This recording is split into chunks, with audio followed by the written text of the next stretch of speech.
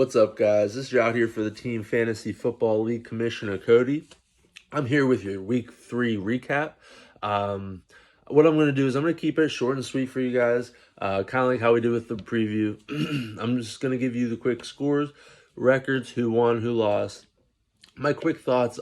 In front of me here, I have top 3 performers for each team, so I don't have the full in-depth reviews as I had in the past. I just know you guys prefer shorter videos, so I'm giving this a shot. Let me know what you think. If you do watch this, if you prefer me to go into in-depth things, I will. I just, trying to give people what they want. This is just a YouTube video that I'm making for my team, for anybody that wants to watch the league as well. Starting with our defending champion, Scott. He is 2-0 going into this week. 193.04 to Will.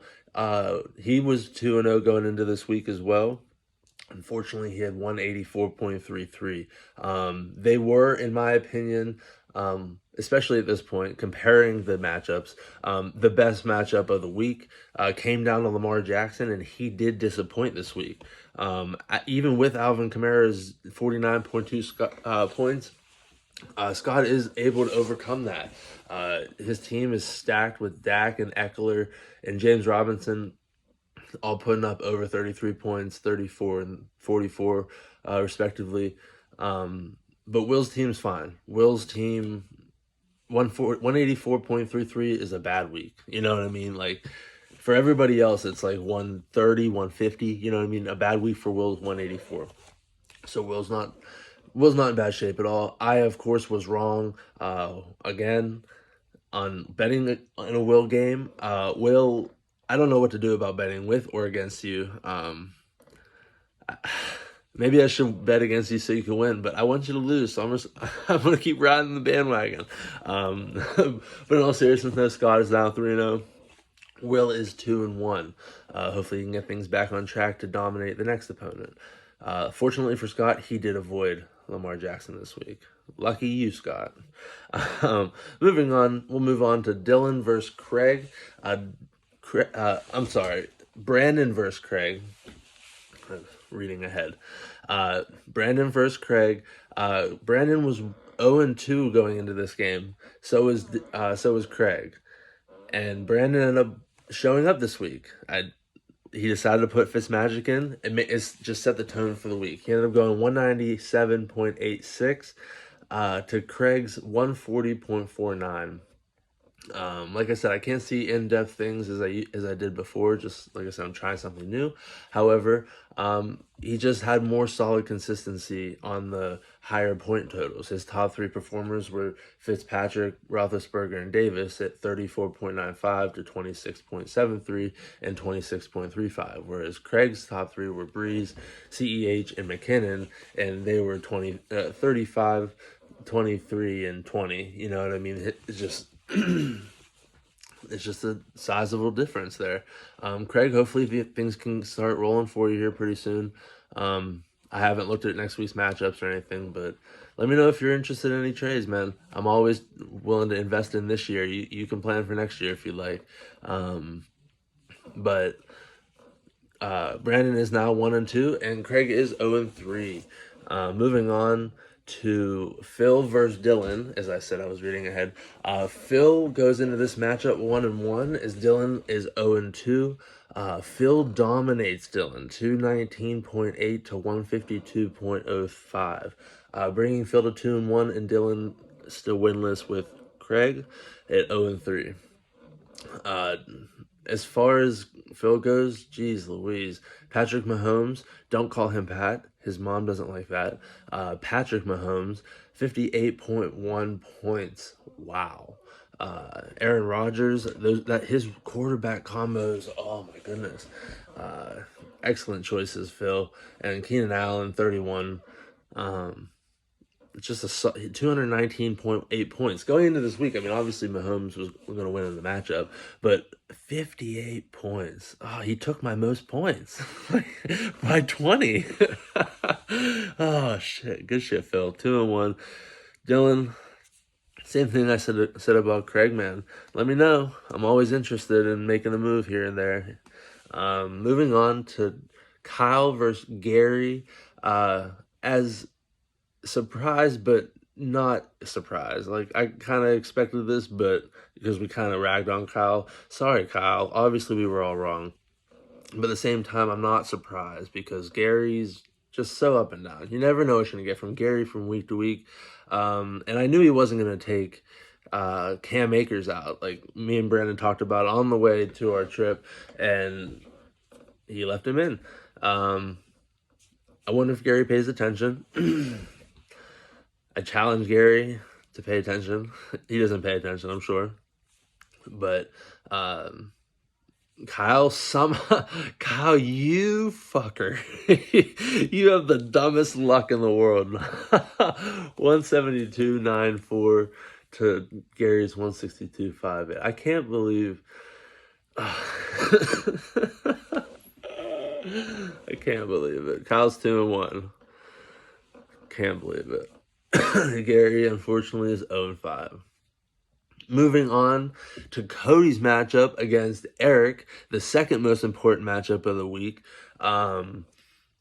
Because Cody, Eric, Will, and Scott, not in any order, were in the top 4 in the commissioner's opinion.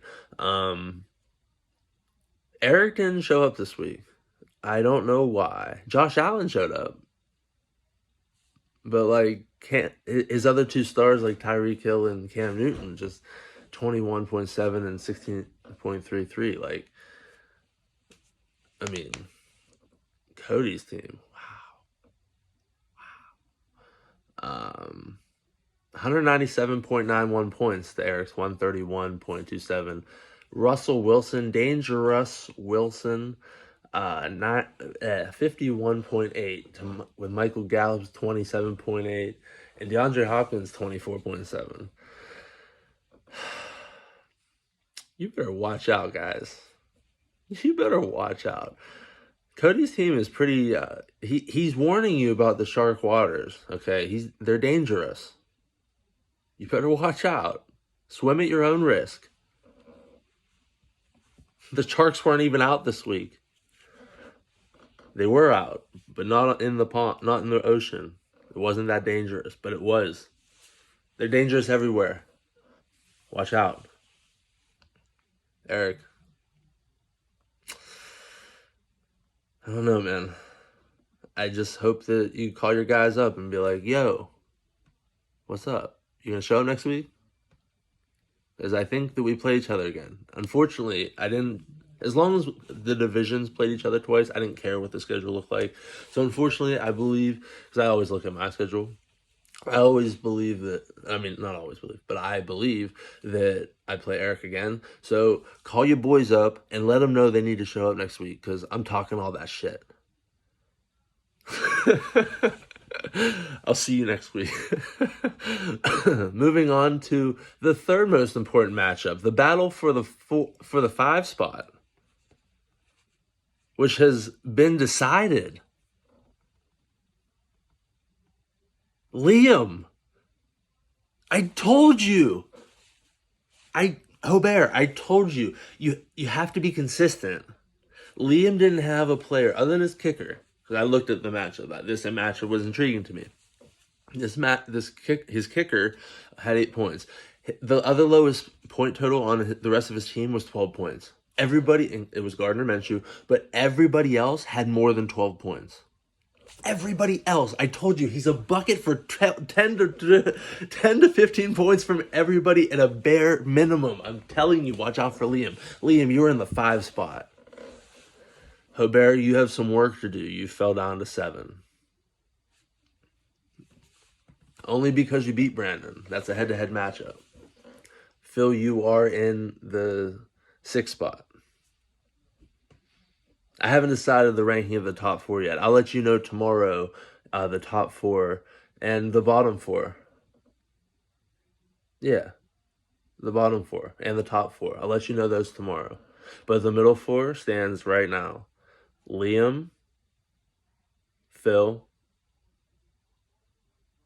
Ohftt, and Brandon. With that in mind,